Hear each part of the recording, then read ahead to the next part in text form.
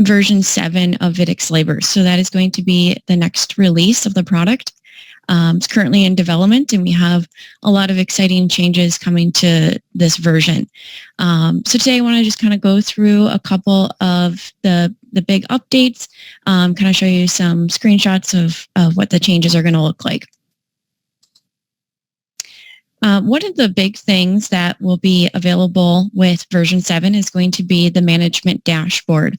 So this is going to provide management users with the ability to kind of view high level, some information on their employees, some things that might be going on with timesheets, viewing time off requests and approving those requests, seeing who's in and out.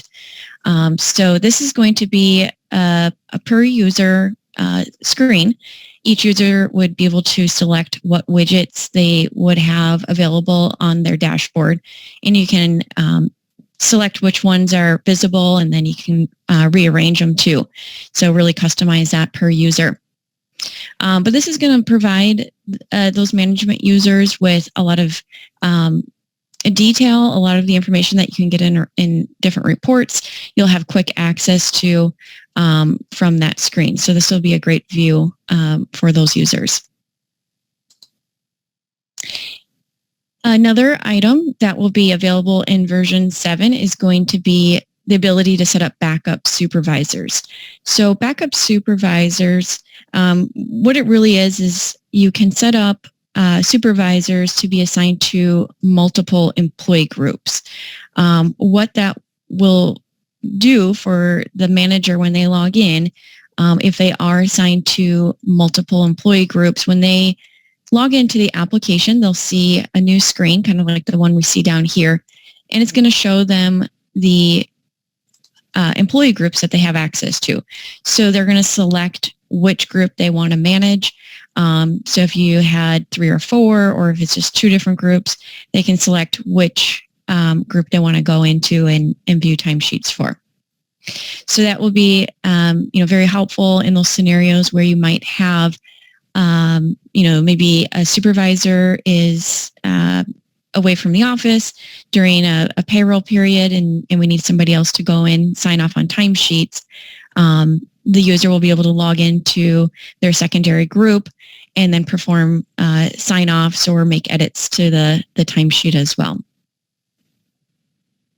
In addition to the multiple employee group or the backup supervisors, the employee group structure will also be updated. So you'll be able to have multiple top level sign-offs. Currently, the way that the system works today is you have kind of one main level payroll sign-off.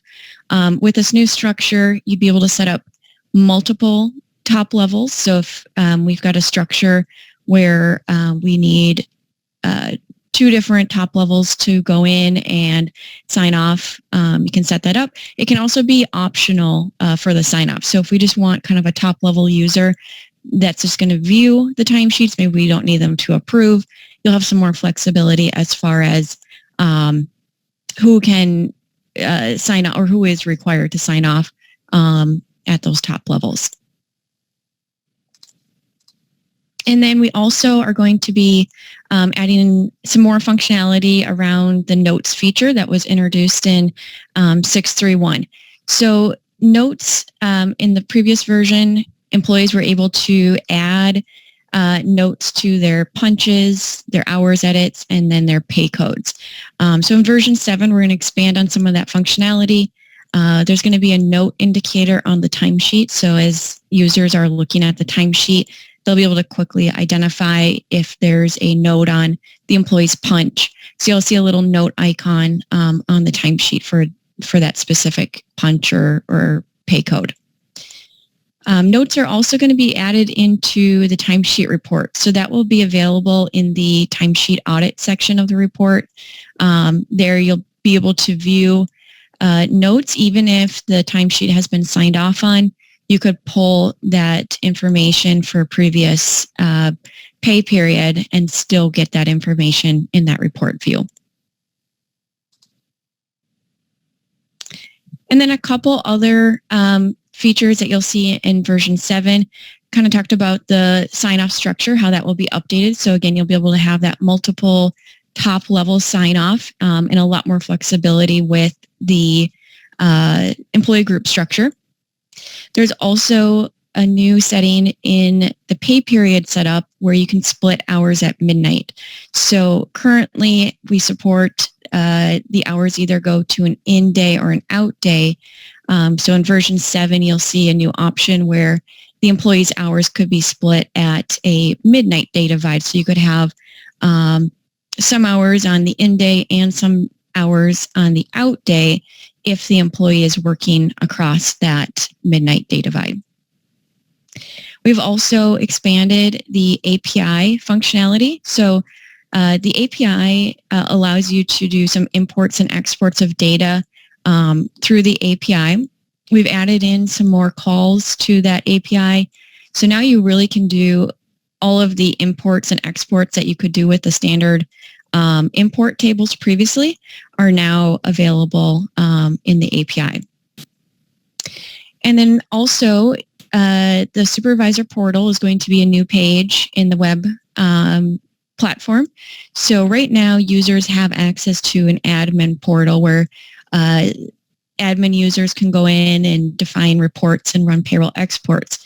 There'll be a secondary level, which is going to be the supervisor portal.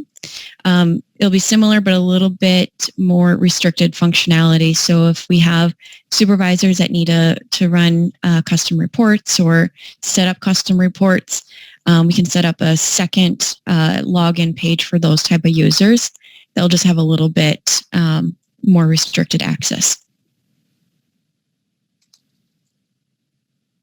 And then things to know, just keep in mind as version 7 becomes available, this version will require .NET 4.8, so that is a change from version 6. That will be a required piece if you have any customers that are using the perpetual install of the application. Just want to make sure they have that available. .NET 4.8 will default to the TLS 1.2, so that's just a change there on the email platform, that it's going to default to the newer version of TLS. And then cloud customers are going to receive that upgrade to version 7.